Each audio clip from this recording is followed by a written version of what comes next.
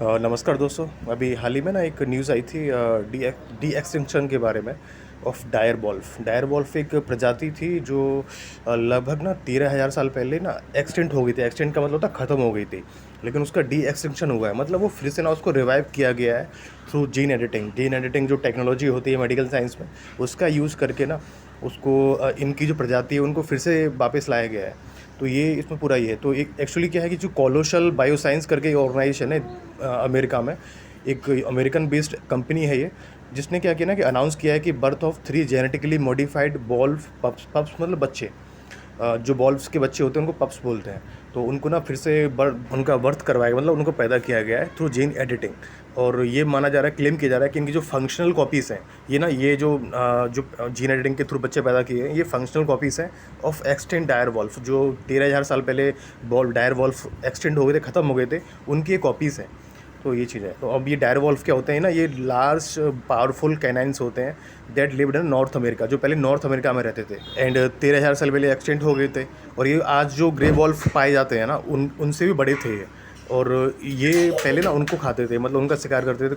Horses, मतलब ये इतने बड़े होते थे कि हॉर्सेस का शिकार करते थे, बाइसन का शिकार करते थे, और जो मैमोथ्स होते हैं उनका भी शिकार करते थे। तो ये चीज़ है। तो अभी आप ऐसे अगर देखोगे ना, तो इन्हें बहुत मेडिकल साइंस में ना बहुत बड़ा एक ये ब्रेक थ्रू है कि आप जीन एडिटिंग के थ्रू और सरोगेसी जो प्रोसेस है उसके थ्रू आप जो प्रजाति ख़त्म हो चुकी है, पूरी प्रजाति ख़त्म हो चुकी है, एक्सटेंट हो चुकी है, उनकी एक ना ऑलमोस्ट सिमिलर प्रजाति को आप फिर से ज़िंदा कर सकते हो, उनको ला सकते हो। क्योंकि ना अभी जैसे क्लाइमेट चेंज की वजह से और बहुत सारे जो ह्यूमन जो एनिमल कन्फ्लिक्ट होते हैं उनकी वजह से बहुत सारी प्रजातियाँ, आपको पता है कि साल भर ना हज़ारों प्रजातियाँ एक्सटिंक्ट हो जाती हैं बहुत सारे जीव जंतुओं की।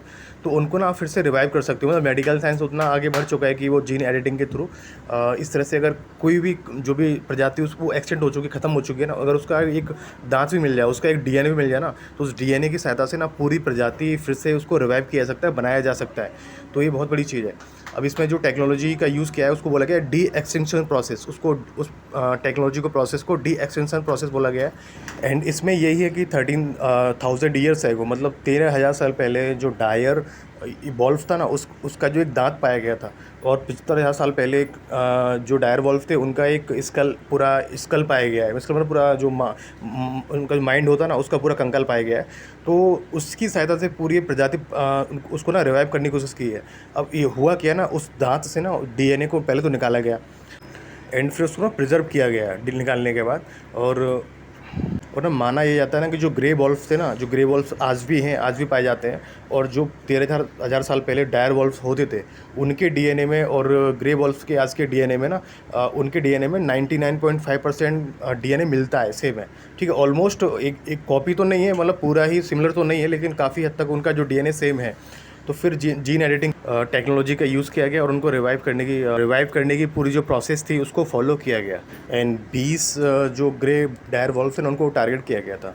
इसमें जो 14 जीन्स थे ना, उनको स्पेशली मॉडिफाई किया गया, उनको रिप्रोड्यूस किया गया। और इसमें बहुत सारी प्रोसेस हैं, लाइट कलर कोड है, इस तरह की चीज़ें यूज़ की गई। और फिर एक जो एम्ब्रो इम्प्लांट किया गया, किसके अंदर, डॉग मदर के अंदर।